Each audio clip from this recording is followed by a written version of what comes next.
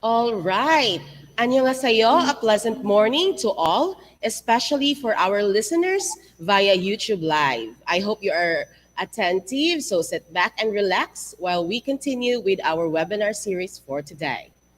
So to start with, to our Vice Chancellor for Academic Affairs, Dr. Franco G. Teves, our Dean of the College of Education, Dr. Amelia T. Buan, our chairpersons from the different department of the college, our dear students, good morning and welcome to our webinar series on psychosocial awareness for teachers and students in the age of COVID-19. In this 3-day series, we have three powerful speakers who are considered experts in their respective fields. To start with, let us have our opening prayer by Mr. Jerson Abu and the singing of the Philippine National Anthem through a video presentation. Let us bow down our head and close our eyes and feel the holy presence of God. Lord Jesus Christ, here on earth, you healed the sick. You opened the eyes of the blind. You fed the hungry. You made the crippled walk again. You blessed the poor, the depressed, the sorrowful. You forgave sinners and raised the dead to life. You gave all people a purpose in life. You gave them faith, courage, hope, and love. Raise me to life again from the death of sin. Raise me to life again from the death of sin. Lay your hand upon my head and forgive me. I am often blind to the needs of others because of my selfishness. I am crippled by my pride, jealousy, resentment, hatred of others. I am weakened by laziness and sensuality. This is the time for me to change. Change me, Lord, that I may love you as you love, that I may see and serve you in other people, that your life may be in me always. Amen. In the name of the Father, and of the Son, and of the Holy Spirit. Amen.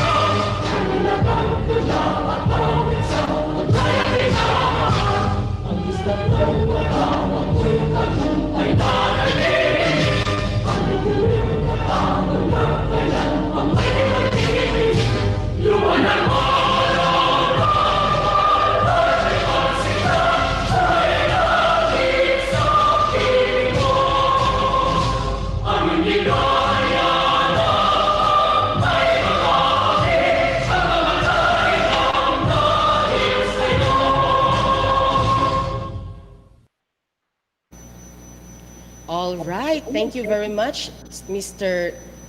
Jerson Abu. Now, before anything else, we would like to encourage our viewers via YouTube Live to post their questions in the comment section later. Now, to formally start this webinar series, let us welcome our very active and dynamic leader, Vice Chancellor for Academic Affairs, Dr. Franco G. Teves. Let us give him a warm virtual applause.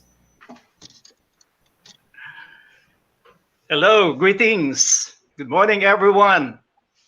Especially to our very active Dean, Dr. Ami Buwan, our distinguished resource speaker, who will be introduced formally later on, the faculty and staff of the College of Education, students, good morning to all.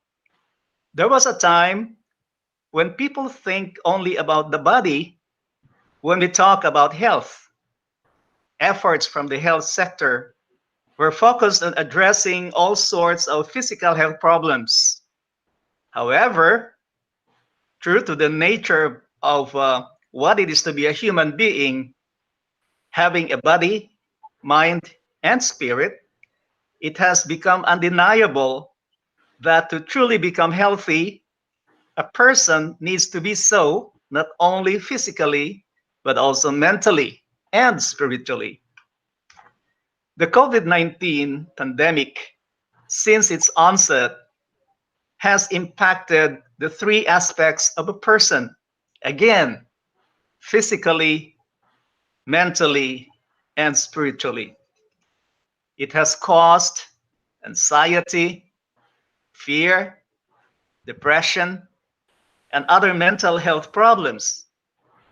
It is therefore necessary to face these problems with the right approach as part of our current efforts to stay physically, mentally, and spiritually healthy in the midst of the pandemic. Faith and hope affect our attitudes and how we live under pressure. Talking about pressure, I am always amazed at how a simple form of seemingly fragile animal, the jellyfish, with its very soft body, is able to thrive in the depths of the ocean under an immense amount of pressure that could crush a human body or even a submarine when pressure exceeds its integrity, physical integrity. How does a jellyfish do that? It is by equalizing external pressure by its internal pressure. Therefore, it counters pressure with pressure, okay, so that it could continue to live and thrive happily in the depths of the ocean. My dear students and colleagues and friends, times like this, when we can openly talk about measures on how to counter the pressures put upon us by the pandemic or by any other burden, are critical to keep us living normally and neutralizing the pressures that we are experiencing. We can still live and enjoy the precious life God has given us under the so-called new normal. I would like to congratulate the College of Education, particularly the Dean, the faculty, and especially the Committee on Monitoring and Evaluation and the Executive Council for organizing this event. And I look forward to a very successful and fruitful webinar. Thank you and good morning. Thank you very much, Dr. Teves, for supporting this event, for understanding the needs of our teachers and learners in this time of pandemic, and for the insights that you have shared for our viewers. Now, to give us her welcome remarks, let us welcome our very supportive and compassionate Dean of the College of Education, Dr. Amelia T. Buwan. Let us give her a warm virtual applause.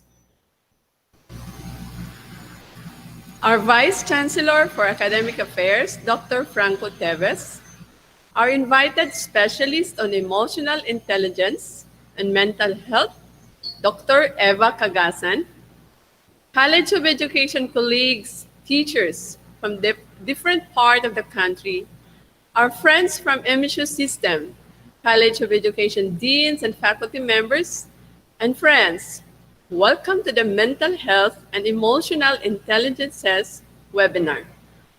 The current mode of teaching and learning using distance learning modalities during a crisis is still unexplored. This modality may bring about different challenges to teachers and students. The College of Education found it necessary to look after the welfare of our learners and teachers in the form of psychosocial support to our teachers and learners, starting with the awareness through this webinar series. This November, every Thursday at 10 a.m., we will conduct webinar series. Today, we will talk on mental health and emotional intelligence. On November 12, we'll talk about managing time and dealing with distraction. And on November 19, we'll talk about self-care and family support. I would like to express my gratitude to the hardworking monitoring and support committee of College of Education for making this webinar series happen. We are delighted to all of you who join us today and participate and share your insights on managing mental health during this crisis. Thank you very much for coming. Thank you very much for joining our webinar series today. I know that many of you spend their precious data internet connection and looking for good signal and internet connectivity for you to join us today. Your effort serve as a reminder that this input and this work is important for all of us. Our invited speaker, Dr. Gacasan, who will share to us her expertise. She will help us on how we improve our psychological and physical health, recognizing our emotional intelligence. Dr. Gacasan, thank you so much for extending your precious time with us. I want to say once more on behalf of College of Education Support and Monitoring Committee and MSU-IIT College of Education family, welcome. It's wonderful to see you online today. Good morning and hope we have a productive day ahead.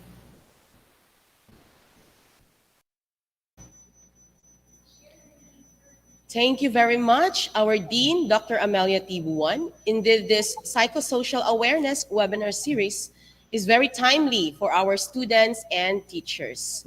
So, by the way, we are live via YouTube. So, I think our team has shared the link to our different departments of the college. So, once again, we would like to encourage our viewers via YouTube Live to post their questions in the comment section. Now, today we are graced with a very powerful speaker.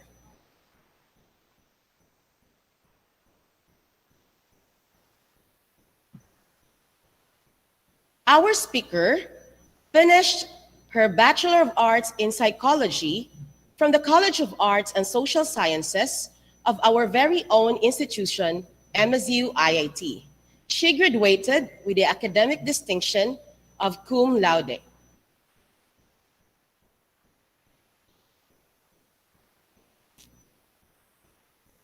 In 2005, she finished her Master of Arts in Psychology, specialized in Industrial Organizational Psychology at the University of San Carlos, Cebu City. With her passion in education, she then graduated in another master's degree, which is Master in Education, Major in Special Education in 2009 at Cebu Technological University. Her passion for knowledge in her field of specialization continues. Through the Australian Awards Scholarship Program, she graduated her doctorate degree, Doctor of Philosophy in Psychology, specialized in Organizational Psychology in 2017 at Macquarie University, New South Wales, Australia. Our dear speaker have also received different awards and recognitions, such as Presidential Citation as Public Information Officer for 2018 and 2019. She also has several research publications, referred and reputable journals.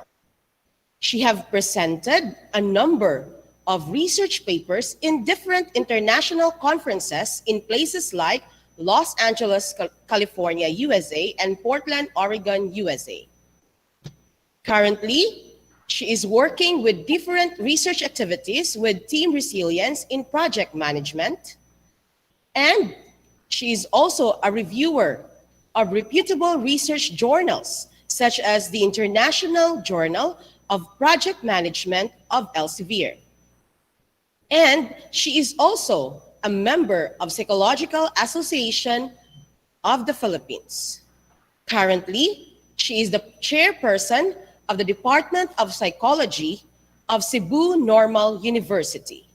Ladies and gentlemen, let us welcome the beautiful, bubbly, and smart, our dear speaker, Associate Professor Dr. Eva Marie P. Gacasan. Let us give her a warm virtual applause. Thank you very much, Van, for that very kind introduction. So, good morning to the Vice Chancellor of the Academic Affairs, Dr. Teves, the Dean of College of Education, Dr. Buwan, to the faculty and the students of the College of Education who are with us in this virtual platform in Google Meet, and those who are also watching via YouTube. A beautiful good morning to everyone. I am so very happy to be on board this webinar with you, and I hope that we can make this a meaningful engagement. Okay, and this actually feels like coming back home to MSU-IIT, albeit virtually, because as you know that I am a proud alumna, a graduate of the BS Psychology in IIT. And lest I forget, I would like to thank my classmate, Mrs. Geraldine Pepito Goa, for extending this invitation to me. So thank you very much, because I've actually continued to forge this strong link with my roots with MSU-IIT. And in fact, I still keep very good and very solid friendship with some of the alumni also of IIT. Okay. So Vanessa said it well that this webinar is very timely. In fact, I have we have actually run similar psychosocial awareness to our faculty and subsequently to the students of Cebu Normal University. And out of those events, I actually really felt and realized the importance of such webinar psychosocial support to our academic community, because indeed from the COVID pandemic, we have this collective struggle. Okay, so let me just pull my presentation this morning.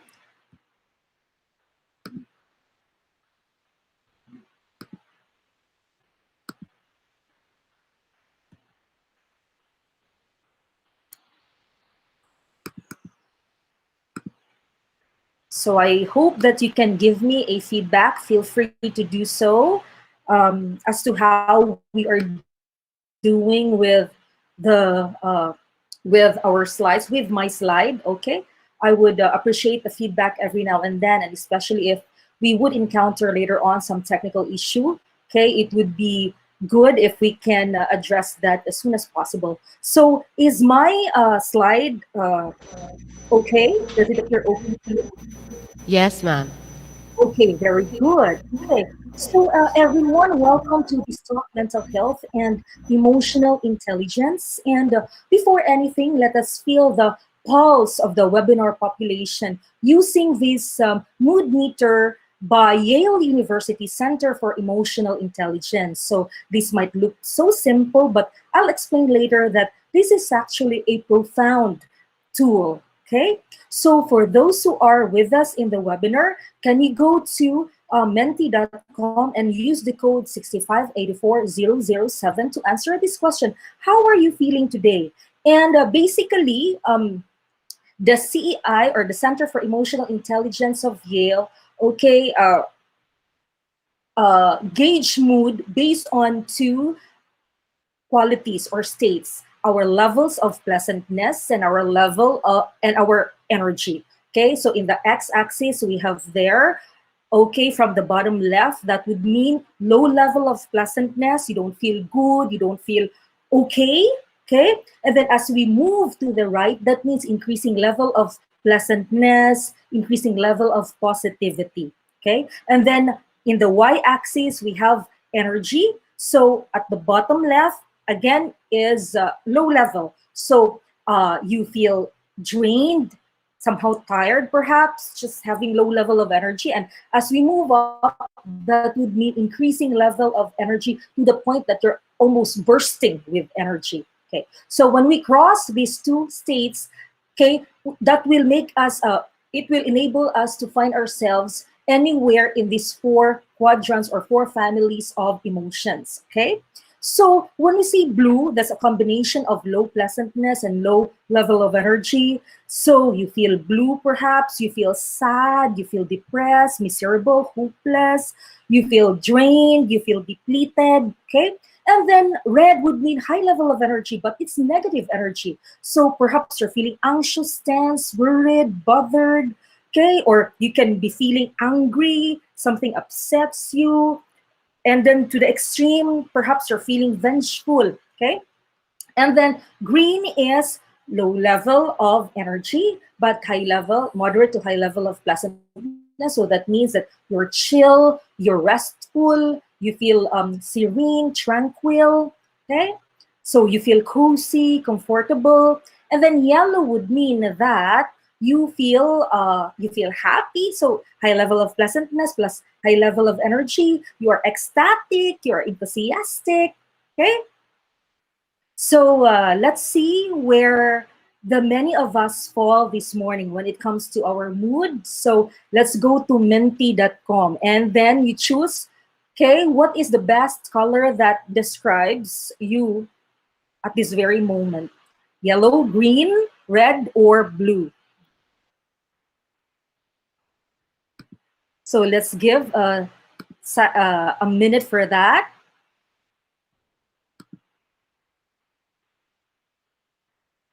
And does my mood meter appear now in on screen?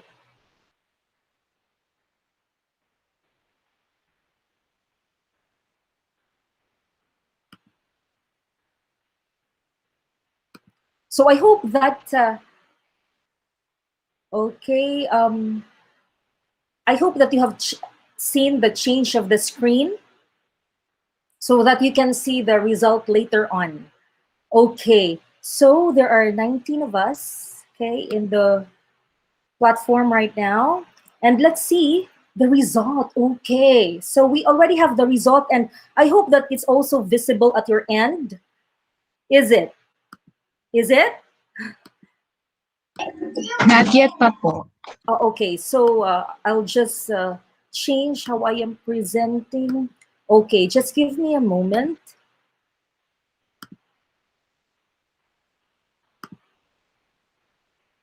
Okay.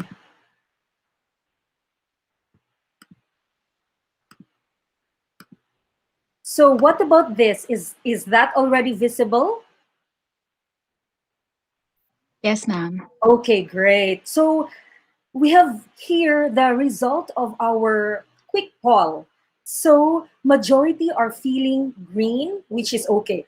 Okay, just bear with the mismatch of the color and the text. Okay, so majority is in the green quadrant, which is from a facilitator's perspective, from a speaker's perspective, really great because that means that you are in the best position right now, best spot, perhaps at home, you're feeling comfy to listen to this webinar.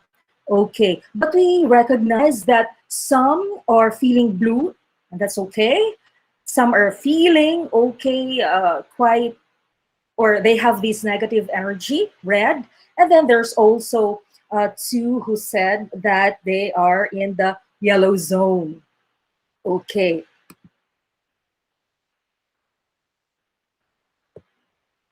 So that is really very telling, right? Okay, that's very helpful. Quick poll like quick polls like that is indeed very helpful. Okay, so with emotional intelligence, okay, I would just have to say at the very start that it is not the goal is not actually to prevent us, okay, to be feeling or to be in the area of red or blue, okay? Or as much as possible, not to have emotions associated with those quadrants, because the reality is that life will really throw um, uh, challenges and trials, okay? And that's something that is inevitable. So what we have to do is to effectively navigate ourselves through these myriad of emotions, and that is what emotional intelligence is about. So I hope that with this talk we will also be able to debunk some of the myths about emotional intelligence. Okay, so now I would go back to my slide, and has my slide appeared now? My presentation slide Yes, appeared? ma'am. Okay, very good. So before we go cruising on this talk, just some items for expectation setting. So please share. I would encourage you to share your experiences, your practices, okay, your effective strategies, okay, and if you also have comments, questions, okay, or if you have insights that pop up from this webinar, then feel free to put them down in the chat box so that together we can learn, okay, from each other for social learning.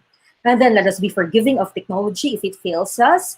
Okay, so should I or you just suddenly be out of connection, okay, if we just become just suddenly disconnected, then let's not stress about it, okay? So let's just give ourselves a moment to log back in, okay? And then in an hour or so, let's manage our personal expectations. Within an hour, we could not really expect ourselves to come out as a feelings master or genius in emotional intelligence out of this webinar, okay?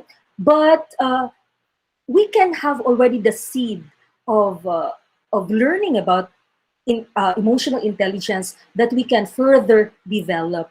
And what's really important is that we focus on one or two items on what we can take away from this webinar that will help our well-being. So it's not so much as having a lot of learning, but not following through, because that will just be useless. For me, I would be happy to know that my participants uh, took away even just one item, but they're able to follow it through with some steps or actions. And then let's be comfortable. So should you want to use virtual background instead of your facial expression being video captured, that's fine. You use virtual background, and then make sure that, okay, you have enough nourishment. Feel free to grab snacks should you want to. And then I would say that all of us are at the right place. So whether you consider yourself as in tip-top mental state or you feel, okay, down, I believe that we can all learn from each other, okay, through our interaction and engagement. Okay, so key points to cover for this webinar. Okay, we will be able to discuss and answer what mental health is, especially like in your case as a teacher, and somebody or your student might ask you, what is mental health means? Okay, so I hope that we can sufficiently provide an answer to that after this webinar. And then how can we tell if individuals, okay, whether us or our students or anyone in the community, okay, is struggling with stress, anxiety, and or depression? Okay, so we will also be discussing about the red flags here, okay? And then how can we help ourselves and others cope?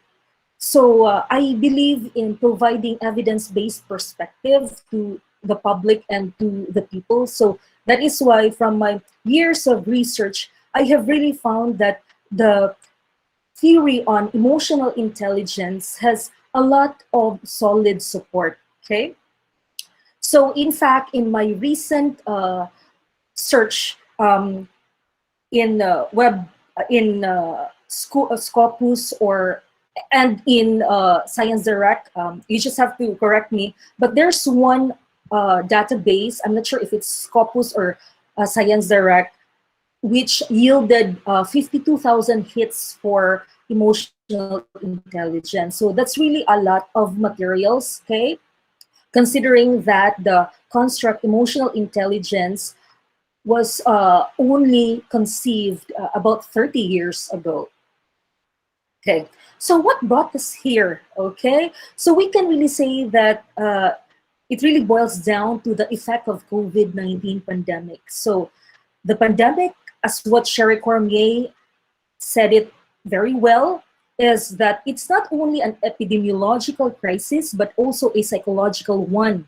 While the situation provokes anxiety, stress, and sadness, it is also a time of collective sorrow. So we are seeing that, right? We are recognizing that. And I also just like to give voice uh, to our colleagues, to our students, and to anyone who really feel this, no, collective struggle, collective sorrow. Okay, so because the thing is that for the most of us, we were not really prepared for this pandemic, right? This just came suddenly, that there's nothing that we can do except to adapt and adjust. So we weren't forewarned to say goodbye to the old normal, right? We were not forewarned.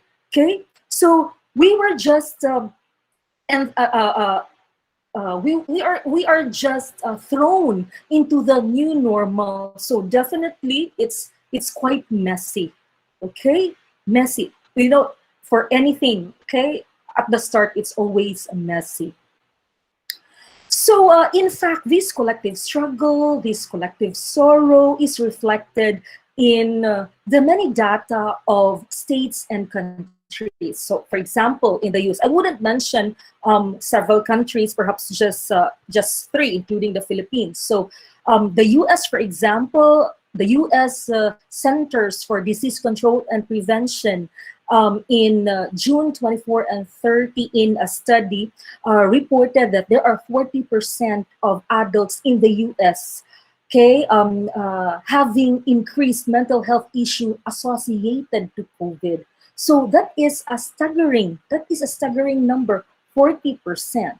Okay, and then I have also encountered statistics from Canada that says that the most impacted is the young adults, particularly the student subgroup. And that also made me think of our own students, okay? And then in the local context, in the country, what's the impact of COVID-19 in the Philippines? Okay, so although we do not have a consolidated data on the impact of COVID, the pandemic to the mental health of Filipinos, but we also have some data that would shed light on the possible effect of the COVID-19, such as, for example, prior to COVID, we have already been identified by the World Health Organization as one of the highest rates of depression in Southeast Asia.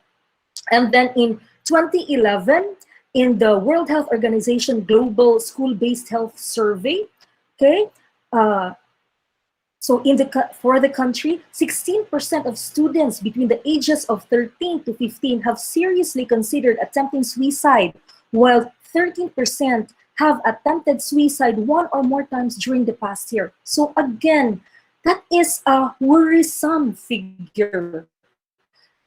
And for the data that I was able to find out in relation to COVID is from the National Center for Mental Health here in the Philippines, wherein they reported that between March and May, they received double the calls that they received pre-COVID. So that really tells us, right, the impact of COVID to our mental health. Okay. So the paradox is, and we are seeing this, that the more digital we've become, the more that we have expanded ourselves, no, in the digital world, the more we need highly evolved human skills. So again, okay, we were not properly forewarned, right? We were not properly forewarned that things will be different to all of us. okay, that we will really expand ourselves more to the digital world, okay? So the question now is our human skills, okay? Because the more digital we've become, the more we need highly evolved human skills, okay? So that is why, okay, yes, we have already introduced online learning, flexi learning to our students, but the question is that, okay, are they adjusting really well? Okay, are they adjusting really well? So I think that there is really the need to develop certain skills for them to be able to adjust to the new teaching learning environment. So what is mental health? So you have heard of some people or institutions use the term mental health with other terms like psychological health or emotional health, but they actually all mean the same. Okay, to refer to that integrated process within the individual. Okay, so in introductory psychology, we are taught of the basic processes, the three basic processes, but there are more. Okay, apart from these three basic processes, so we have cognitive mental processes, we have emotional or affective processes, and then we have behavioral or physical processes. Okay, so altogether, this would shape, okay, and affect or influence our mental health, our mental state or our psychological state. Okay, whatever is the term that you prefer. Okay, but our psychological health, our emotional health, our mental health is not just a person factor. Okay, based on the three processes that I have just mentioned, because our mental health is also affected by the external factors. Remember what Vice Chancellor is saying about the jellyfish, that there are external factors that act on the jellyfish. There are external factors that act on the human being. So we are not, we could not really shield ourselves from the impact from the social environmental conditions. Okay, so because we are part of the bigger social environment. That is why we could never really exempt ourselves, okay, from the effects, okay, or from what is going on in our social environment.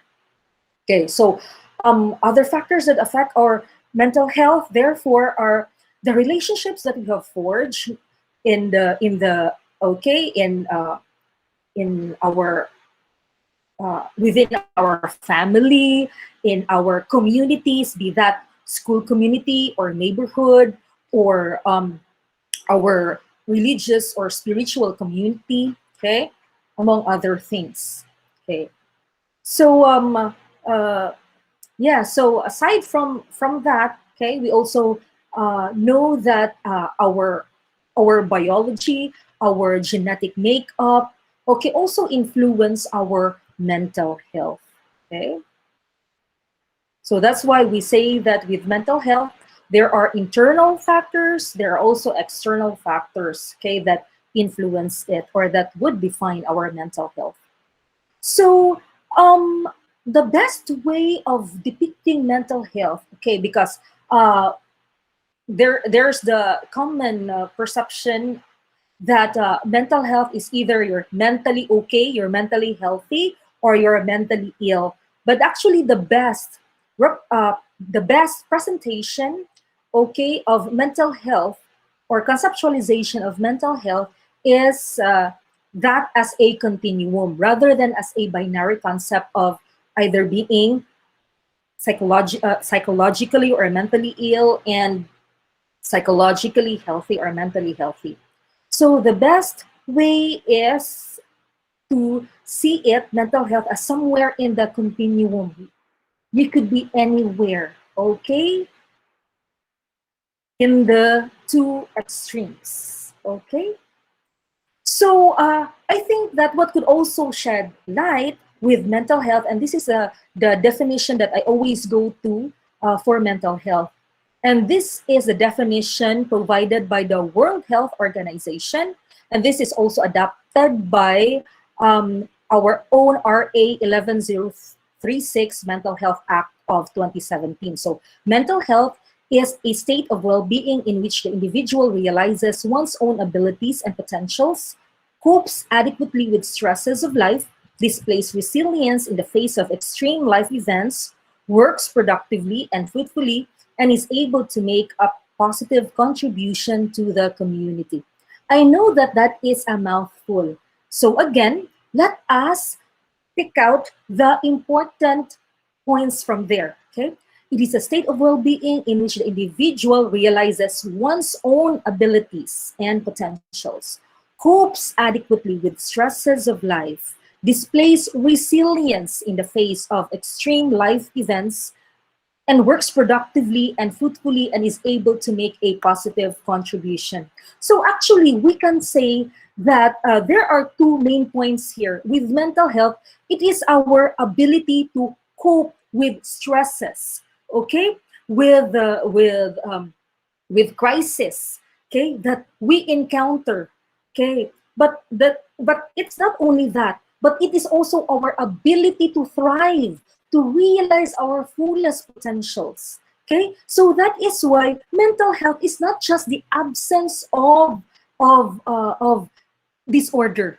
Okay, so who wants to emphasize that? No? That mental health is not simply an absence of a psychological or a psychiatric disorder, but it is thriving. Okay, so that you are in the best state, okay, to realize that you're able to realize your fullest potentials, that you're able to express your creativity, that you can work productively and make positive contribution to the community. So please do not forget those 2 points in mental health. Okay, if we need to summarize that definition, it is ability to cope with stress, with crisis, okay, with adverse events that happen to us. And then the second main point is our ability to thrive, okay, and be productive in our existence. So the role of teachers, this is for the teachers who are listening right now, okay? So we are the first to detect, we are in a very unique position because we are the first to detect mental health issues in our students. So that is why we could not really exempt ourselves from this role of being the first responders, the first mental health responders for our students, okay? So we have an important role to play in the pandemic, okay? And that we should be role models for our students in how to cope in this pandemic time. So I know that that is a big ask, that is a big task, okay? Because we ourselves, okay, are not exempted from the impact of COVID, okay? And yet we have to try, right? We have to try for the younger generations who are under our care. Okay? So that is why we could not really like delineate our role now as teacher and as counselor, okay, or as the first psychological responders of our students.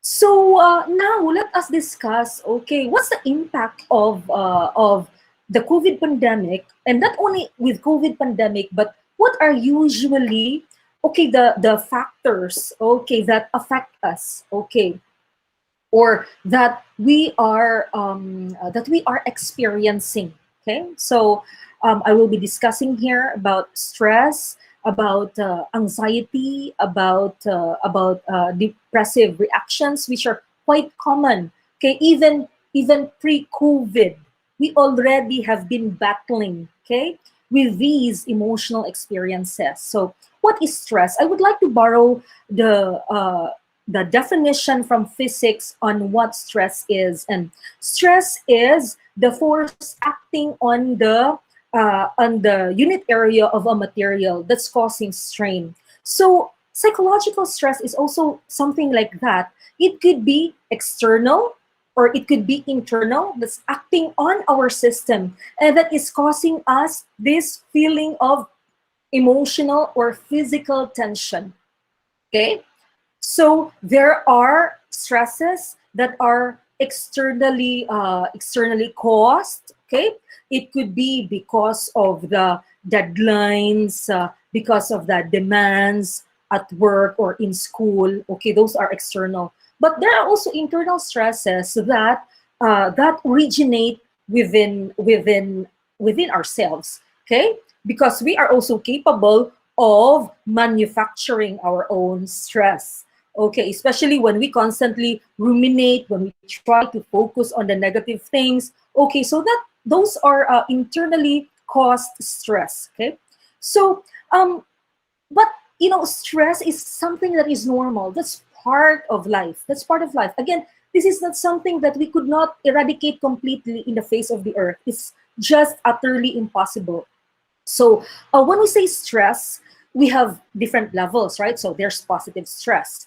Okay, so we need a little bit of stress hormone to get us started, to make us get up, to do our thing.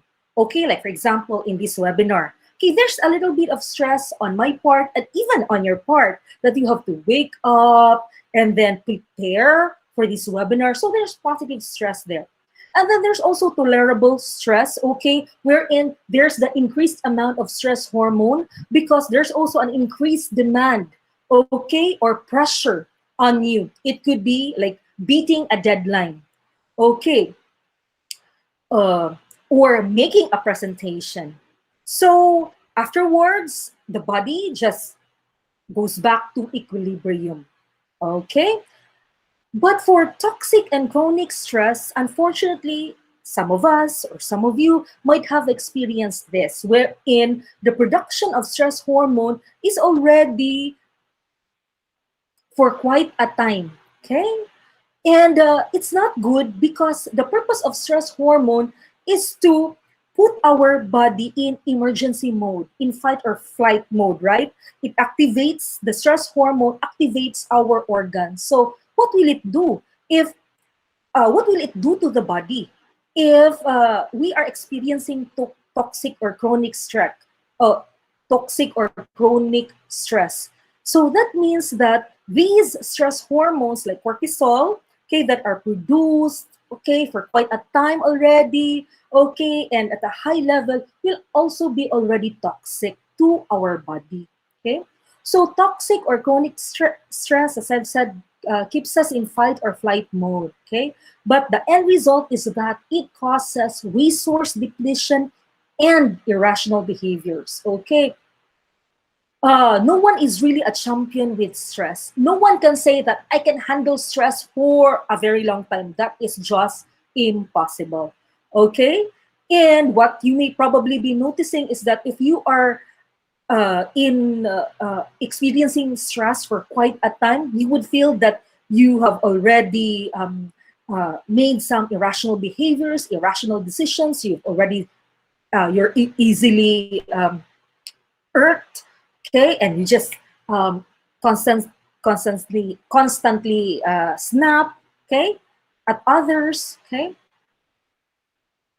So two common mental health issues of students, and not just for students, but we also share this as teachers, okay, anxiety and depression. So what are the red flags, okay, and or what are the symptoms? So we are not talking here yet of disorders, okay? So we are just talking here of what I will just be discussing here are anxiety reactions or symptoms. So we try that we contain what they are experiencing to just symptoms, not become full-blown disorder.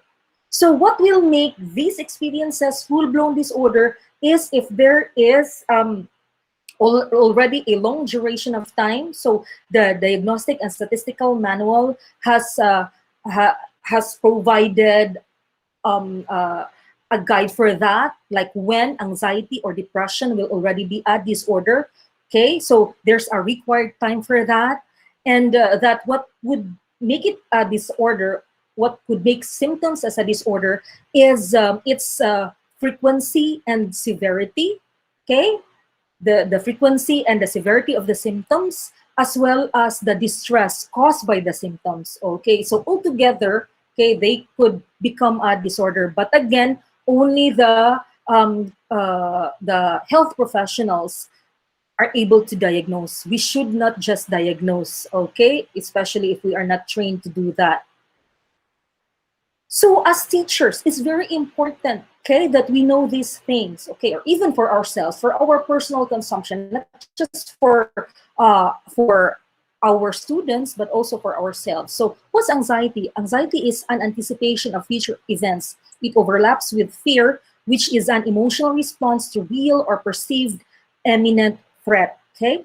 So what is the difference between anxiety or fear, although they overlap? Anxiety is your anticipation of future events. So that is why there is what we call as like a general, so there is generalized anxiety in the DSM, okay? So it's like there's just a lot of concerns and worries that you have pertaining to the future, not in the present, okay? So that's anxiety. Whereas fear is related to real or perceived imminent threat, okay? So fear that has a basis in the present, okay? So again, anxiety is not a disorder, but there is anxiety disorder. In fact, there are several anxiety disorders, okay? So these are the things that we have to take note of, okay? Whether these are our reactions or the reactions of our students. So these are red flags, okay? So these will indicate that, yes, I'm probably suffering anxiety reactions right now, or my student is. So physical, low energy, okay, low energy, pounding heart, okay, fast heartbeat, you get just startled easily, okay, just get suddenly surprised, okay, breathlessness or catching up with your breath. And then there's muscle tension, okay? So this is also a salient feature of anxiety reaction. Muscle tension, you're preparing for like future events, okay? And then shaky hands, wobbly legs, headaches, insomnia. Mental reactions pertaining to anxiety, we have confusion, okay? So when our student is feeling anxious, they don't easily get the even simple instruction. They have trouble focusing, concentrating, trouble making decisions. And I think that you can relate, right? When you are anxious, okay, it's hard to make decisions, wise decisions. So you battle with worrying thoughts, okay? So there's this constant clutter of worrying thoughts, okay? And you have this catastrophizing thoughts, okay, that, oh my God, what would happen with this pandemic? Okay, if this pandemic would go on, what about our job? What if, even if this is a state, this is a state institution, but what if the government runs out of money? And what if the government would say one day that they could not anymore finance our salary? So these this is an example of catastrophizing thought, okay? Or some students might say, if I will not be able to pass this particular subject, it will be the end of me, okay? So behavioral reaction, we have restlessness, okay? So there's avoidance, there's withdrawal. Again, this is another salient feature of anxiety reaction, that if one is experiencing anxiety, this person will try to avoid at all costs the thing or object that causes the anxiety, okay? So there's procrastinating, constantly seeking assurance, and there's lashing out. What about for depressed reactions? There's loss of enjoyment in activities they used to enjoy. Okay, so before, okay, perhaps you enjoy singing in your singing with others, no, in a karaoke bar, or even at home, you have this karaoke system. But now, okay, that and other things that you usually or previously enjoy, you don't enjoy anymore. So there's lack of energy, okay? So you just feel constantly tired, and some just want to stay in bed the whole day. So that is why they could be sleeping too much or too little. They have difficulty concentrating. There's weight loss or gain without really any effort. And then there's inability to make decisions. They feel hopeless, worthless, or guilty. So if there's generalized anxiety, I would also say that just this is just I'm just coming up with this. okay, or making this up. There's also generalized guilt that they just feel constantly guilty, okay, all the time. Okay, they feel that I'm just a burden to others. I'm just a burden to my like I have this student before, okay, who I could really tell was suffering from this depressive reactions, and she told me that she would already stop school, and I said that, you have not failed your midterm, so what's the matter? And then, she has really this feeling of hopelessness, worthlessness, and guilt, that I'm really no good, mom. I'm just a burden to you, to my parents, to my classmates. Okay, so and what was sad was that she really stopped school. Okay, although after a semester, she also just uh, realized that, and I could say that she was also able to get help. That is why she also attempted to go back to school. So there's low self-esteem, and there is withdrawing. Okay. So, before we proceed to the next topic, because I know that even for the first half of this webinar, okay, I have already shared a lot and it can be overwhelming. So, let's take a pause for now. And this is something that you can also do for yourself or for others in class, in your online class, or in your in the face-to-face class, okay, hopefully the next semester. So this is what we call as the finger breathing technique, okay. So what I've said, posata, okay, so that we can also have more energy for the second half of the webinar. So with the 5 breathing technique, so you take the forefinger of your right hand and then make a high five, and then just trace slowly the edges of your left hand.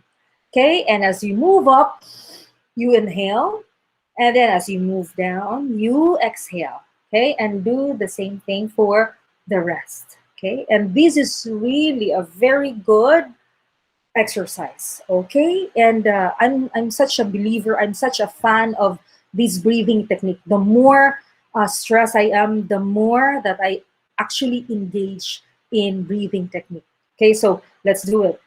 Okay, so I hope that you are following with me. Okay, so let's start here. Outside our thumb, and then let's trace our thumb moving up. Inhale, exhale, inhale. So we are actually like just feeling and taking in the refreshing air. It's just wonderful. Okay, and then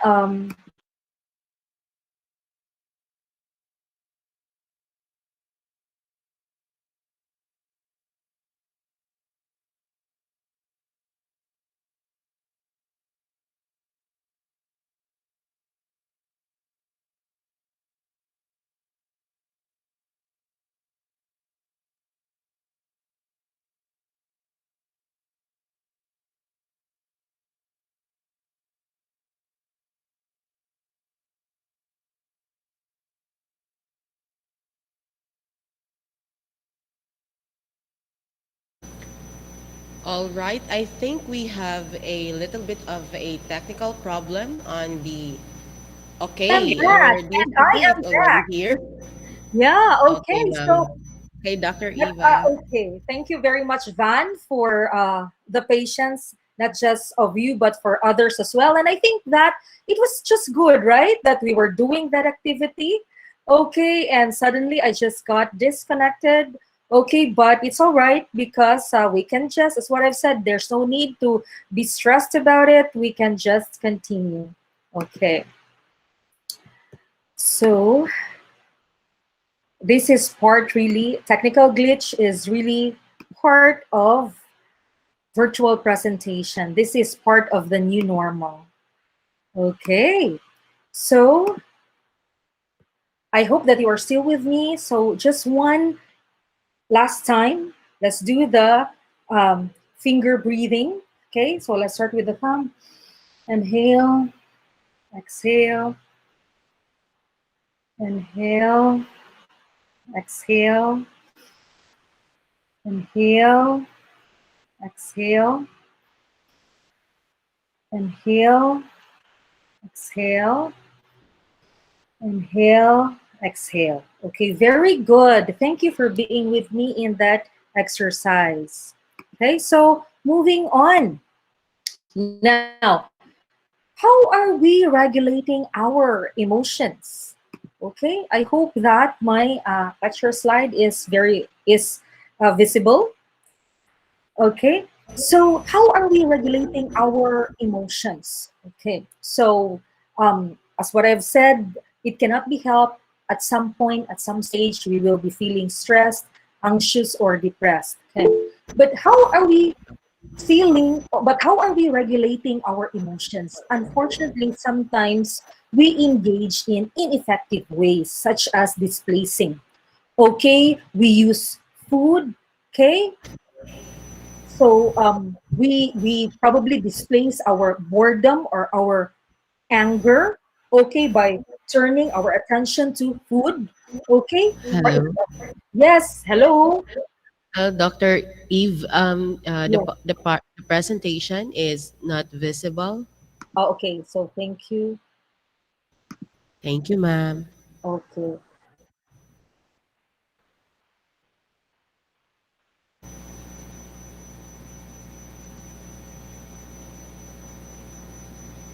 Okay, so what about that? Yes, ma'am. Okay, perfect. So again, this happens all the time. You remember the BBC documentary before when there was this commentary or this media person who was making a presentation, and then there was this child, his child, and then his wife that just accidentally appeared. So last year, that was such a surprise, that causes quite a stir, right, in the media. Okay, but now that's quite normal. Okay, that there's really going to be some interruptions. Okay, so the last one that where I've left off is about displacement, like, right? Okay, so how are we regulating our emotions? Okay, displacing. Okay, we actually divert our attention to the actual object to other objects like food. Okay, probably your social media, to alcohol, to drugs, to aggression. We procrastinate. Okay, if we don't feel like it, we also just go along with our feeling and not do anything. Okay, sometimes we really have to work on with some emotional issue, but we prefer to ignore or avoid or deny. Sometimes we suppress. Okay, or there could be complaining, blaming, fighting, and then we could engage in ruminating. Okay, staying stuck with a negative thought. Okay, that makes us worry all the more. We might be keeping bad habits like staying out late at night because of social media, not eating on time, not exercising, not taking care of ourselves, or grooming. Okay, so what are unhelpful strategies? um, what do these strategies have in common? So uh, we learned early, these are things that we learned early from people who mostly didn't have emotional intelligence education. Okay, so if we grow up in a home environment where screaming and yelling are normal, then we thought that that's the way to communicate with people. Okay, or if some members have anger management issues, they are hot tempered, so we might say that they're normal, which is actually not. No? So they require little effort. Those ones that I have mentioned, okay, in the previous slide, required little effort. They're spontaneous and automatic. They provide immediate relief, right? If you are stressed, you easily snap out on others. Okay, so that provide you with immediate relief. Okay, but there's more damage than good. Okay, in the long run when we use unhelpful strategies. And what's the impact? It's harmful to self and others. It do not solve the problem. It they negatively affect relationships. They derail us from achieving goals. They decrease health and well-being. and they become habits that are hard to break. Okay. So therefore, emotions matter, right? If we don't regulate our emotions very well, that could lead to dismal or dangerous or just unpleasant consequences to us. So emotions matter in a lot of ways without us knowing it. So emotions are important because they have a survival value. If we do not feel pain, then there is no feedback that tell us that something is out of normal or that something has to be acted on in the body that is feeling pain. Okay, so there's actually survival value from an evolutionary perspective of emotion. There's survival value for all of these myriad of emotions. If, for example, you don't feel afraid that there is let's say someone who is carrying a gun, then you will not be able to do some actions for self-preservation, right? Okay, so again, emotions have survival value. They are important for attention, memory, and learning. Okay, so we know that. Okay, especially when it comes to learning of our students. It's hard. It's hard to attend. Okay, if you are not settled. Okay, if you are bored, you just do something else, perhaps.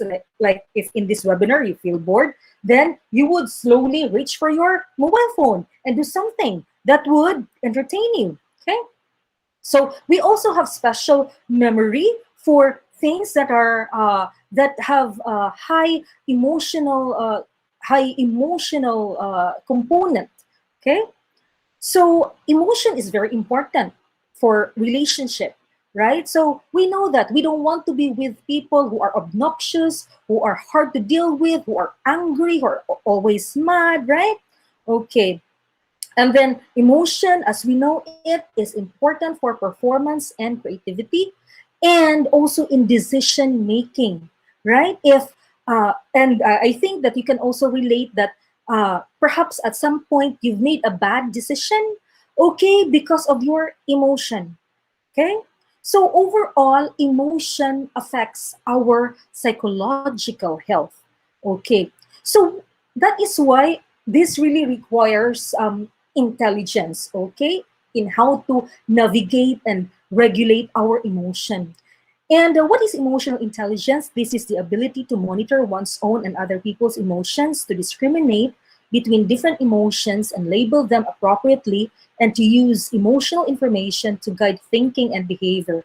And I've actually used the definition by the early forerunners of the emotional intelligence construct, Salovey and Mayer. So they're actually the first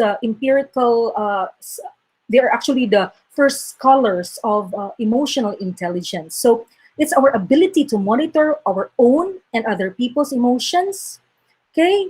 Be able to identify our own and other people's emotions, to discriminate different emotions, that anger is different from being enraged, from being jealous, okay, or from being stressed, okay, to label them appropriately and to use emotional information to guide thinking and behavior. So we will be able to internalize this definition as we move on with our discussion. So the development of EI, as what I said earlier, that the scholars behind this construct is Peter Salovey, who is actually the current Yale University president, and his colleague John Mayer.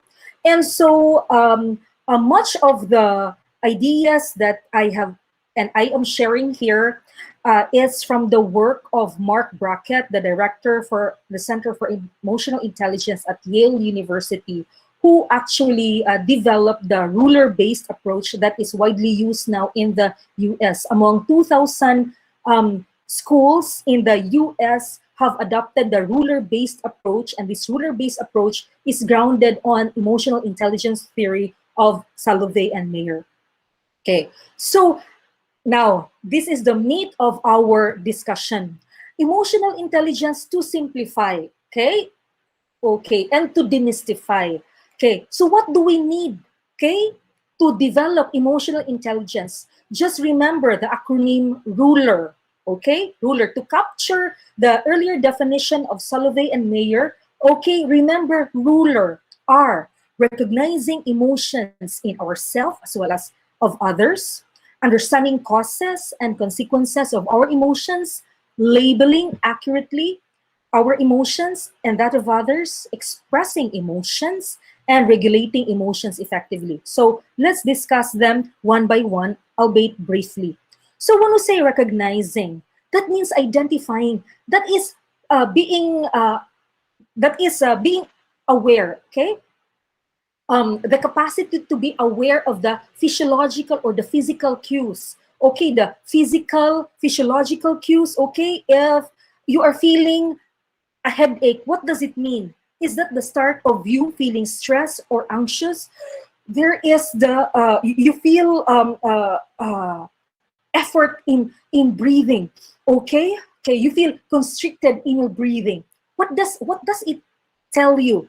Are you feeling tense? Okay, so it's important that we identify, we recognize, even the experts in the field of psychotherapy, such as Marshall Linehan, and there's also another scholar, Laurie Santos of Yale University. Okay, they've also identified the same thing. Recognizing, identifying our emotions is the very basic, okay, in emotional intelligence, because the reality is a lot of us, many of us, and even those who are suffering from mood disorder or emotional problem, okay, if you ask them, okay, they just feel stressed, but they don't really have a good grasp of their experience. Okay, so that is why the first thing really is, what am I feeling right now? Okay, and make it a conscious habit. Okay, because before also, I am not also like this. Okay, but right now I can actually tell that I have an impending migraine.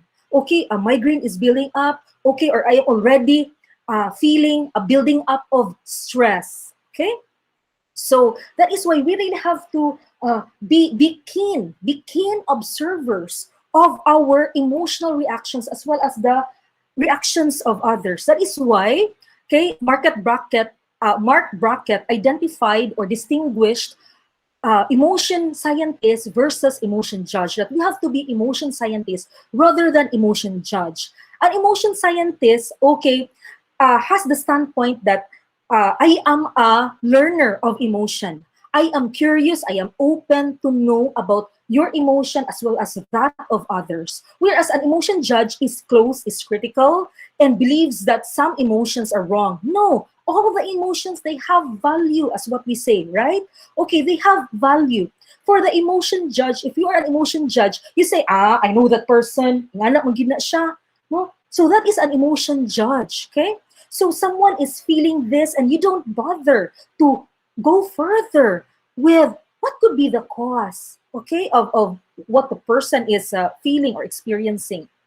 Okay, so in understanding, we try to understand what are the layers of emotions present. Okay, because you might feel stress, but actually you feel, what is exactly your feeling? You say, I'm stressed, but what exactly makes you stress? Okay, so the more that you dig down deep, the more that you can understand the cause as well as the consequence. Okay, I'm stressed because I am afraid of my financial security because of this pandemic. Okay, so that's it, no? We take the time to dig deeper so that we can understand the cause and the consequences. Okay, so what does it do now to me?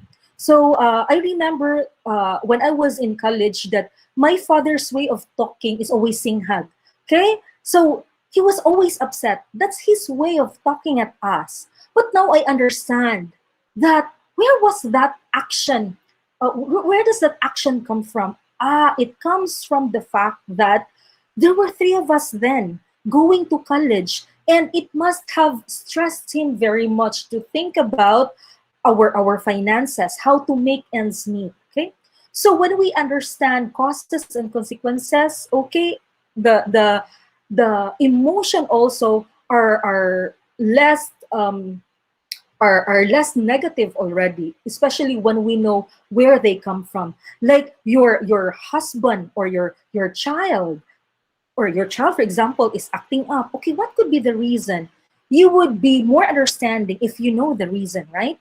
So it's important that we accurately label our emotions. So this is essential to properly regulate our emotion. You being jealous is different from you being afraid, right? So there would be a different kind of regulation of behavior that will be required. So that is why with emotional intelligence, we are also encouraging people to have a wider vocabulary of their experiences, because we would be able to address more their emotional experiences if we know what they are exactly feeling. Okay, so just like take for example, at home somebody gives you a silent treatment. You don't know how to co-regulate that behavior because you don't know exactly what the person is feeling. This person is giving me silent treatment. I don't know exactly if this person is envious of me or mad at me, right? Okay, so I think that you are getting the point here. Okay, so it's important that we recognize, we understand, that we label. Okay, so now we go to the uh, last two uh, skills. So we have emotion regulation, and this is very important. Okay, there's self-regulation. Okay, we regulate our own emotion. No one can do it for us. It's only us that can take care of us. And then this is very important. The second one is co-regulation. Okay, we actually have the power to the capacity to co-regulate other people, because we know that we influence each other. Okay, vice versa. Okay, within the family. Okay, we have to co-regulate. If someone is highly upset, we also do not fuel so that the home environment becomes hellish, right? We have to co-regulate. We have to calm down a family member who is upset. Okay, so that's co-regulation. Okay, and that is really very helpful. Okay, if somebody is feeling a negative, is in a negative state, it's not good for that family member to stay in that negative state for a long time. Maybe we can do something about it. So again, co-regulation. And then there's interpersonal regulation, which is deliberate influence of another person's emotions or offering people strategies to help them regulate effectively. Just like, for example, I willingly come in to help my students. So that's a deliberate influence of another people's emotion. Okay, or you going to a therapist. Okay, there's interpersonal regulation there. Okay, so I think that you can tell the difference already between co-regulation and interpersonal regulation. So we move on. So this is the last part of my topic. So how can we regulate our emotions or help others regulate their emotions? So I'm just speaking here based on my readings and what are evidence-based strategies, and also based on my own practices. So first, okay, so most of these strategies are really foolproof, meaning that there's a great science behind them. Like, for example, exercise. We could not refute the benefit of exercise, what it can do in regulating our emotions. Okay, if we feel like we have this negative energy that's boiling already, the way to distress is to exercise. Okay, exercise can shift our mood. It enables, most importantly, exercise enables the healthy production of neurochemical substances implicated with well-being, such as serotonin and endorphin. So our body has natural chemical substances that can actually help us. We have our natural painkiller in the body, such as the endorphin. Serotonin is very important in stabilizing our mood. When we exercise, okay, so we actually stimulate the production of these substances. And then mindfulness is living with intentionality. It is being grounded with the here and the now. It's focusing attention instead of multitasking. Okay, because when you multitask, okay, that does not guarantee that you will be most effective. okay, sometimes there is more harm. Like for example, you are eating, okay, at the same time brushing your hair, at the same time answering an email. So what happens? Sometimes you have indigestion. Okay, so with mindfulness, okay, if you are starting, you can start with techniques, and then later on, you can make this as a lifestyle. Okay, so some techniques that you can start, I always suggest that you practice breathing exercise. Okay, breathing exercise. Okay, and as what I've said, the more stressed I am, the more that I engage in breathing exercise. Okay, because when we are tense, we are anxious, we sometimes hold our breathing and we don't get so much oxygen. Okay, so breathing is God's, it is nature's free gift. Okay, it instantly relaxes and soothes the different organs in the body. And then there's meta moment. So this is micro emotion regulation behavior. This is an in the moment emotion regulation. So meta moment is that gap between trigger and reaction. You have an emotional trigger, okay, and you are so tempted to react, but meta moment is holding on for long in that space, in that gap, okay? So that you just do not react mindlessly, but you have the time to settle yourself. And by settling and taking in oxygen, taking in air, you can think things through and be able to choose the wisest behavior. Okay, so some of the activities for mindfulness is yoga, meditation. You can also modify meditation and add a dimension to it. Like me, I also fuse this with my spiritual practice. Okay, so I also encourage walking meditation, because even the simple act of meditation is really de-stressing. Okay, it can really make us be grounded. Okay, so meditation or mindfulness, okay, allows us to focus on the present, gives us a better sense of control, because if we think far ahead, that is the time that we get anxious, trying to control things that have not yet happened and which we do not have any control of. Okay, so with mindfulness, as what I've said, this could become a lifestyle, especially if day by day, moment by moment, you focus on that thing. Such as instead of just going mindlessly from one task to another, you pay attention. You pay attention when you are taking a bath. Okay, all of the sensations there. Okay, and then also when you are eating. Okay, so when you eat, okay, to get the fullest experience, okay, focus on it, be mindful of what is before you. Okay, if you are cooking, okay, focus on it, focus on that. And then there's cognitive reappraisal. Okay, and for Marcia Linehan, she mentioned about fact check. Okay, sometimes what worries us, okay, do not have really or are not really based on facts, or we just magnify them. Is it really true? Okay, do they really have basis? And if those things happen, will they be the end of me? So cognitive reappraisal, fast check, positive self-talk instead of self deprecation. Okay, instead of you being the greatest critic of yourself, why not be kind to how you talk yourself, because you are not rude in talking to others. Why should you do the same to you? Okay, or why should you do that to yourself? Okay, so be kind, okay, to yourself, okay, when you engage, okay, in self-talk. And then this also has basis in research. Social support is important. In fact, there's a research that says that many would die more of loneliness than disease, especially if they are just by themselves.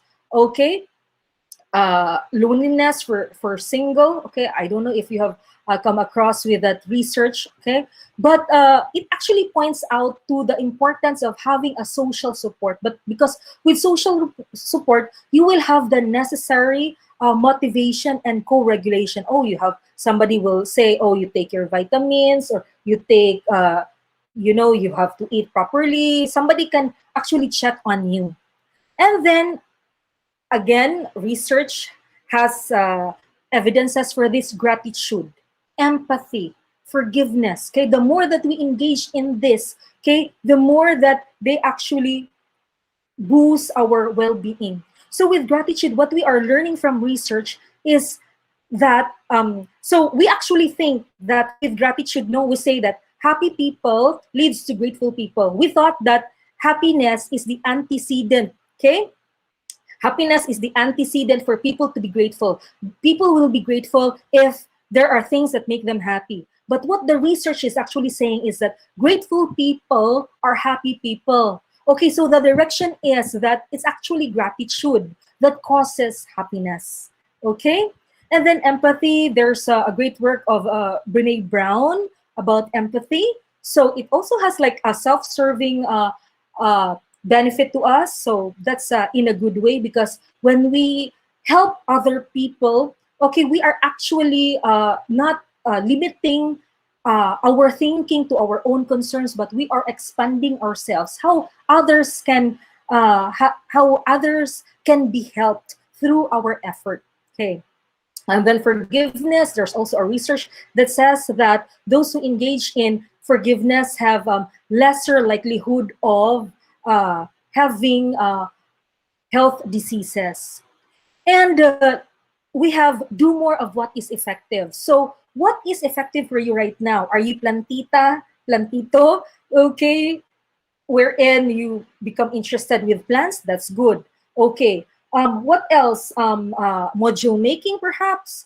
Um, it could be anything. It could be for girls. It could be just even putting on makeup, just so that you will stay groomed even when you are at home. Okay, and try to decrease what is ineffective. It could be staying for long in social media, because again, there's a research that says that the more engagement in social media, the higher is the likelihood for stress and anxiety.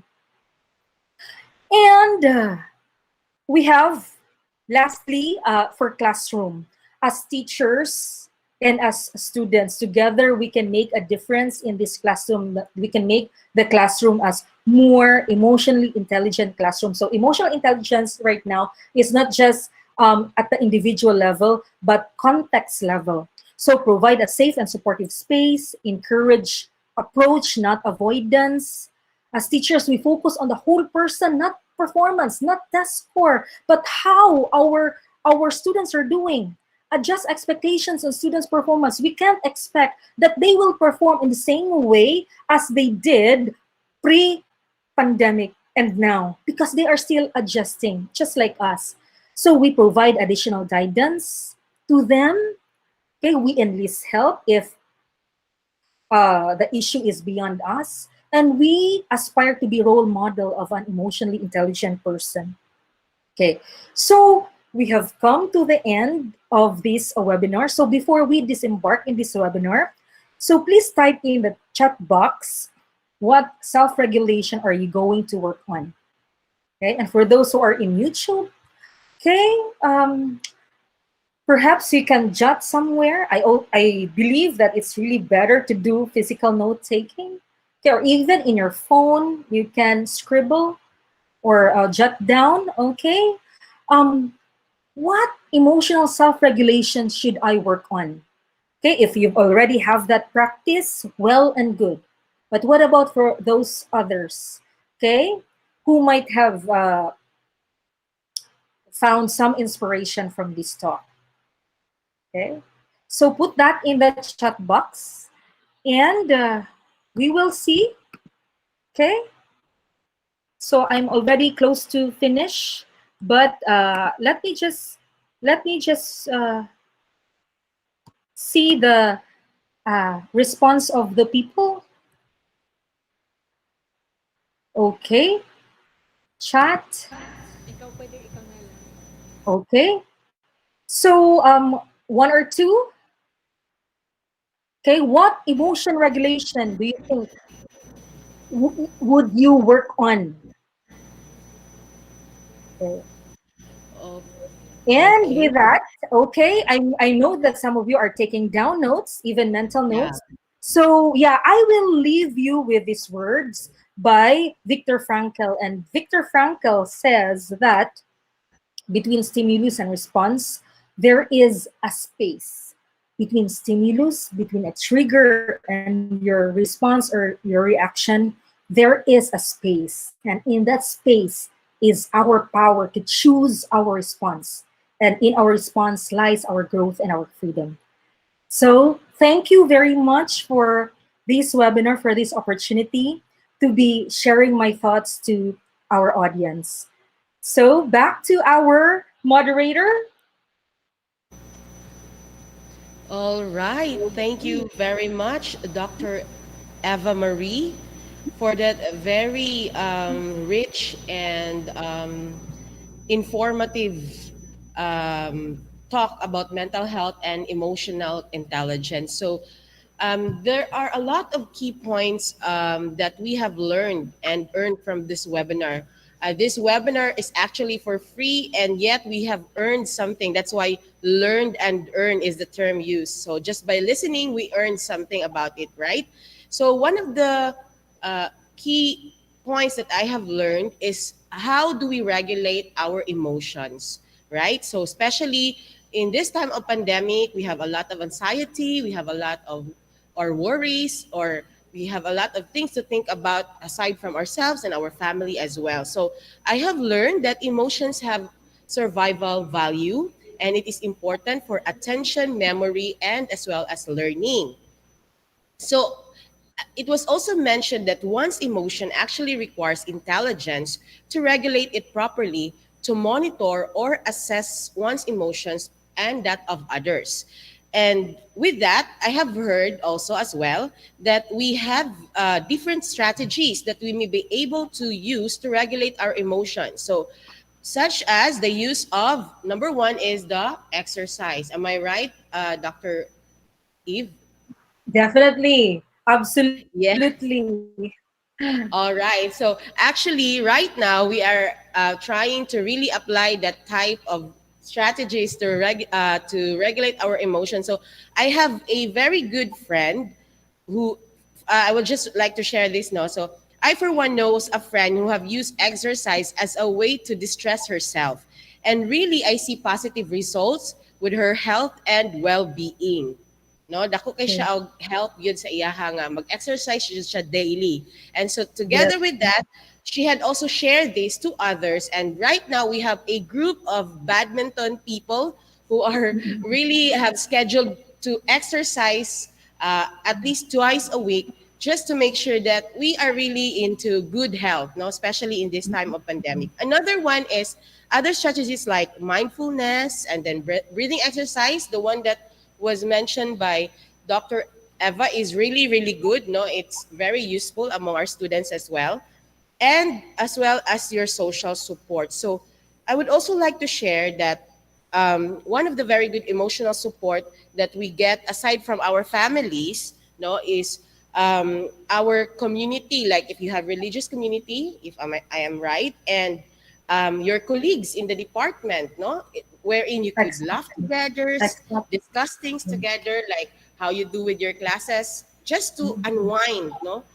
I think this is one way also of regulating one's emotion. Yeah. So these are the things that I have learned from the webinar series, and I think our audience have questions. Then, if you have questions, you may just chat it in the chat box. And for now, I'm going to turn you or give you to our very beautiful chairperson of monitoring and evaluation team. We have Assistant Professor Geraldine Go. Good morning. Good morning, ma'am. Good morning, everyone. Good morning, Doc Babette, Morning, my G. classmate way back in college. So I Yeah. will go directly to the questions. This is Mm-mm. Sure. from the committee here. Mm-mm. Okay, somebody asked that if you feel this particular emotion, can you say that you shouldn't be feeling that way? because it is better to feel this way. Okay. Sometimes when we have a friend, you say, ayaw pag inana, oy, kay dili na maayo. Mas maayo pa mag inani ka. So is it right to say Okay. those lines to our friend? So thank you very much, G, for that wonderful question. I really find that as a very wonderful question because that is something that we have to correct because that is invalidating the emotions of others. Okay.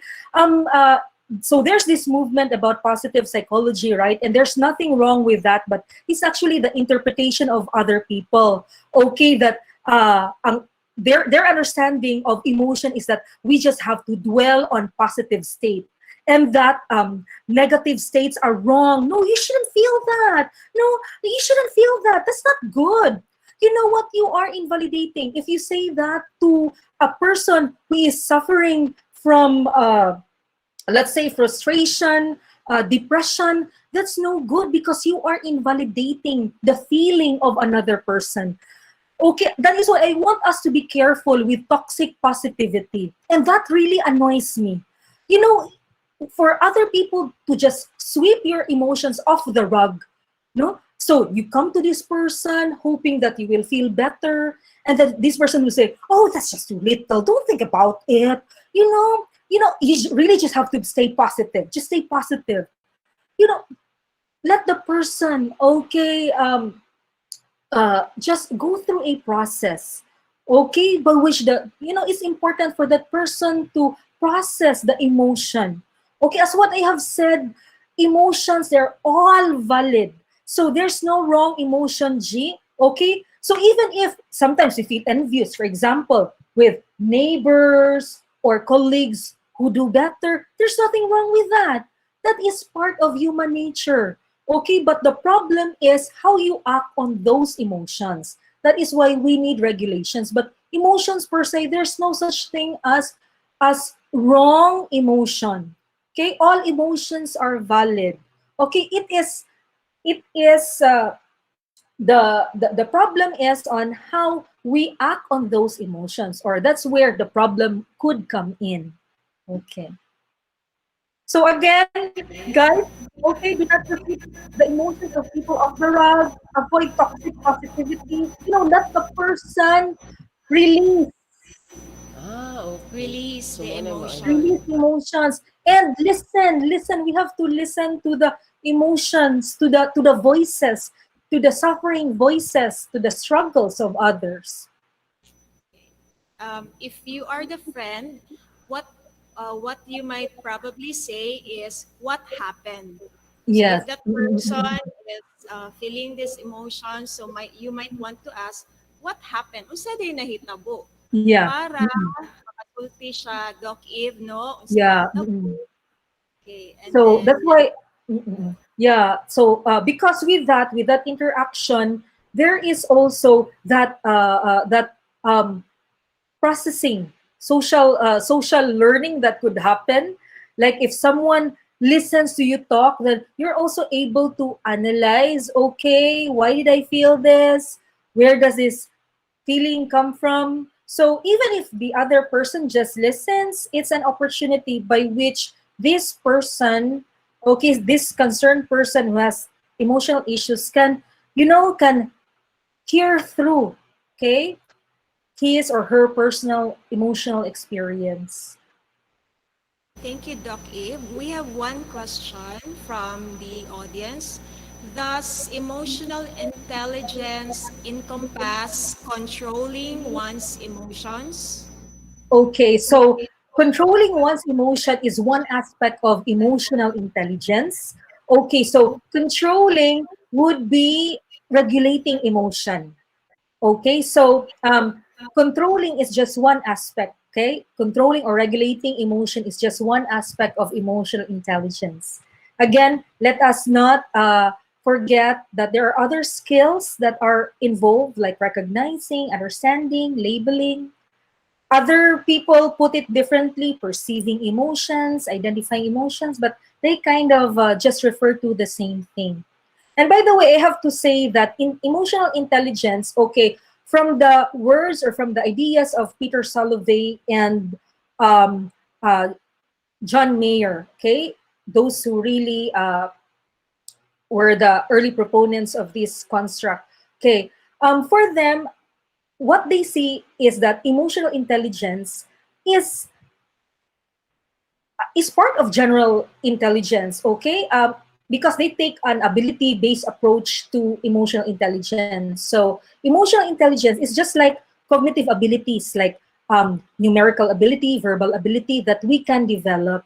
But unfortunately, okay, since the unfolding, or since we can remember, especially with the mainstream intelligence test, there has been no measure of emotional intelligence. Okay, so that is why, hence, emotional intelligence came up. So they researched this one and come up with some measures. Yeah. The answer to that is it is just one Yes, aspect of one aspect of emotional emotional intelligence. intelligence. So yeah, I there are have still one. other skills. Okay, I have one question, Doc Eve. Right now, people are in survival mode, and it seems Yes. that they are unaware that they are probably doing harm to others. Mm, mm, mm, mm, What can you suggest to people right now who are mm, unaware that perhaps they are harming their relationship with others mm, because mm. they have to survive because COVID is here. So I have to survive on my own. There is that element of self-preservation. So what Yeah. can you suggest, Doc Eve, to people who Okay. are, you know, in that aspect of I Mm, have to mm, mm, mm. survive? Yeah. Again, that is a very beautiful question, but I would also say a philosophical question, G. There is no easy answer to that because the reality is that each person operates based on his or her level of awareness. Okay. And it is actually, people act based on their level of awareness and based on their receptivity. Okay, so even if we directly, okay, teach or instruct the person, if the person is not psychologically ready, then there's the difficulty, right? So that is why, what I would probably, I'm actually inspired by the work of Mark Brackett and his group in Yale University. That, okay, one way by which we can address your question is really to actively train, to actively teach emotional intelligence even at the start.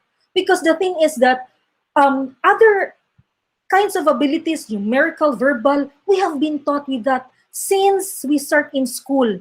But there's no school or year level that teach us about emotional intelligence. That is why I commend Mark Brackett and his team, as what I've said, because they're actually actively promoting this so that emotional intelligence will be part of the consciousness of people, of learners. So that is why in America right now, schools are embracing this. They're teaching emotional intelligence to even little children.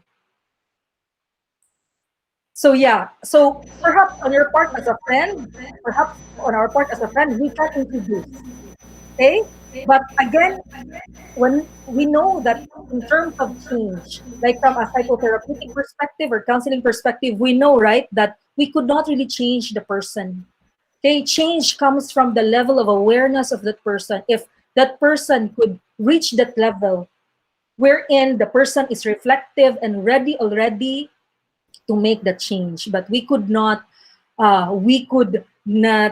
impose, okay, the kind of emotion that we want for that person, how that person should act, okay.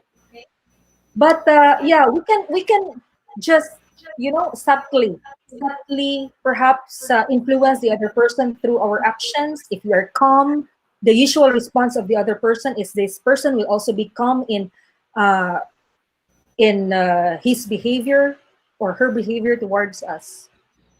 Okay, I have another question, Doc Eve. You mentioned using others to co-regulate your emotions.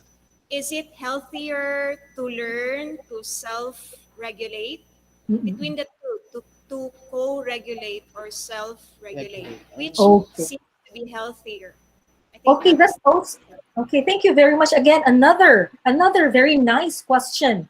So, of course, I for me, the most important thing is really self-regulation. Okay, because the reality is the people, okay, or other people, okay, how they act are really independent of our will. Okay, so other people would really act out of our control. The only thing that we can control is our emotion. You are lucky if the family members, okay, in your household are also highly aware, if they're also emotionally intelligent, they're also receptive. Okay, um, so you are very lucky if you happen to be in that particular situation. Okay, but I know that there are also some situations, some households wherein you can't talk any sense with other people, with other family members. So in that case, it's just useless. Okay, because you can't really influence them. If they are really so stubborn, they don't listen, okay, and they are not yet emotionally open, then yeah, it's better to leave things at that, and then you just take care of yourself and how you respond and how you react. Hey, Doc Eve. I have another question. Is there such an ideal span of time for such self-regulation, or do individuals vary in this aspect? Question Okay. from YouTube. Okay. So, certainly we vary in our self-regulation. By the way, those self-regulation strategies that I have mentioned, they are really just very few. Okay? Because I know that every person is creative and you will find what works for you. Okay? So they are just really very few. Okay? So you can be creative and think of what are other things that could work for me. Okay, and then can you please repeat, Jay? Because there are 2 points that are raised in that particular question. So Is, is there such an ideal span of time for yeah, such self-regulation, or do individuals vary in self-regulation? okay. I So think I've that's answered the second thing, right? I have answered the second thing that second question that do we vary? Yes, we do vary, and the researchers point out that those who have high emotional intelligence, from children to workers, have better outcomes. Okay, so we really do vary in our self-regulation. The more successful, or for example, for children and students who have higher emotional intelligence, okay, so we are talking here of variability. Those who have higher emotional intelligence are seen to have less anxiety, less depression, okay, and are better leaders. Okay, and then for the workers, they are also considered as better team players and they have better performance ratings. Okay, so we really do vary. That is why we can learn from others. No, there are some family members or others, colleagues or neighbors who really handle well their emotion, so we can learn. Okay, so that is visual learning, or Bandura mentioned about that observational modeling, right? Okay, and then for the second, for the first question, if there is a timeline, no.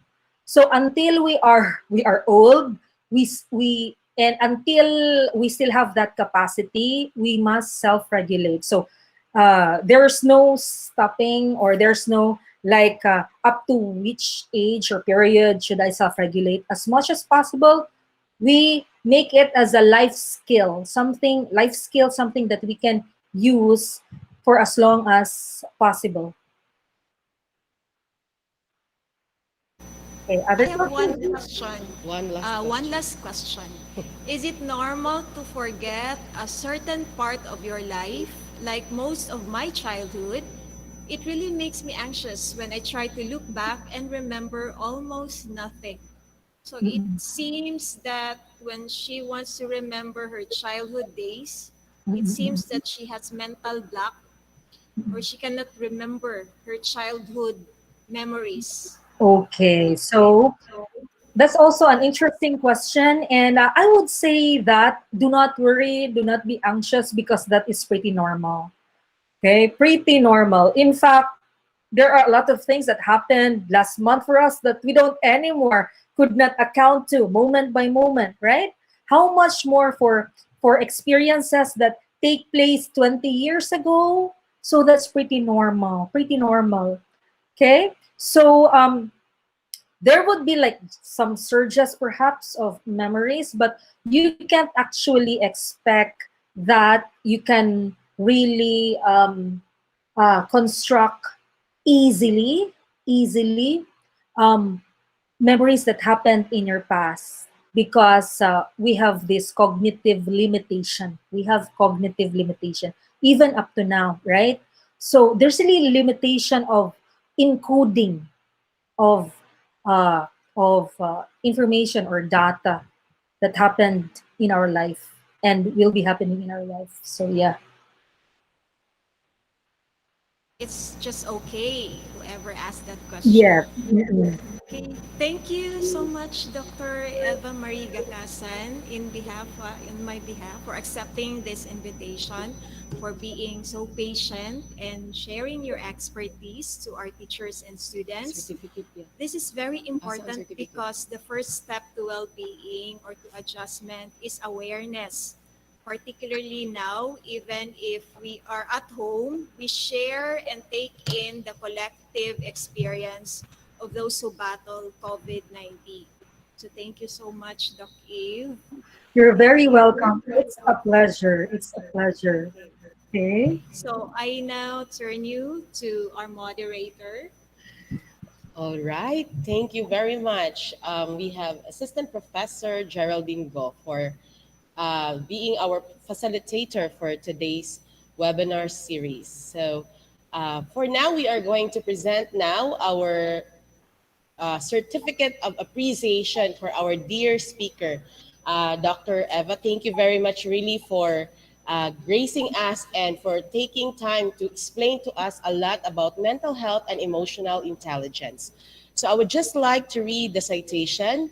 Mindanao State University, Iligan Institute of Technology, College of Education, presents this certificate of appreciation to Dr. Eva Marie P. Gacasan for her knowledge and expertise as resource speaker during the webinar entitled Mental Health and Emotional Intelligence via said MSU-IIT Facebook Live on November 5, 2020, given this 5th of November 2020, signed by Dr. Amelia T. Buwan, Dean of the College of Education, and Dr. Socarno D. Tanggol, Chancellor of MSU-IIT. Again, Dr. Eva Marie, thank you very much for the giving to us a lot of information about mental health and emotional intelligence.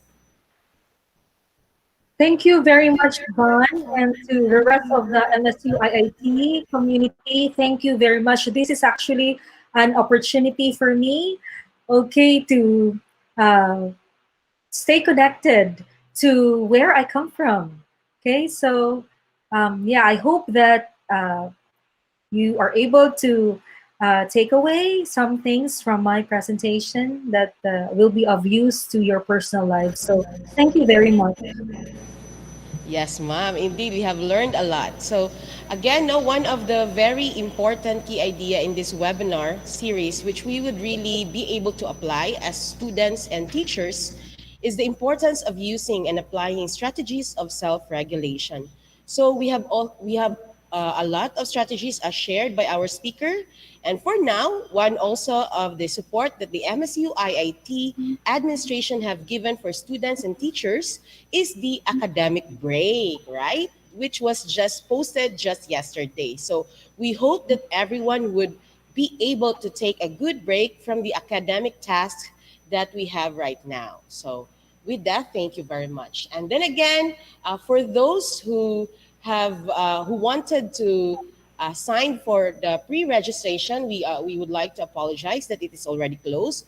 But if not, but you may still answer the survey through the Google form, which will serve also as your attendance. So thank you very much for that. And we also hope that you would fill up our evaluation form so that we would be able to know how to continuously improve our webinar series. Once again, this is Vanessa B. Zabala, your moderator for this morning. Thank you and have a pleasant day.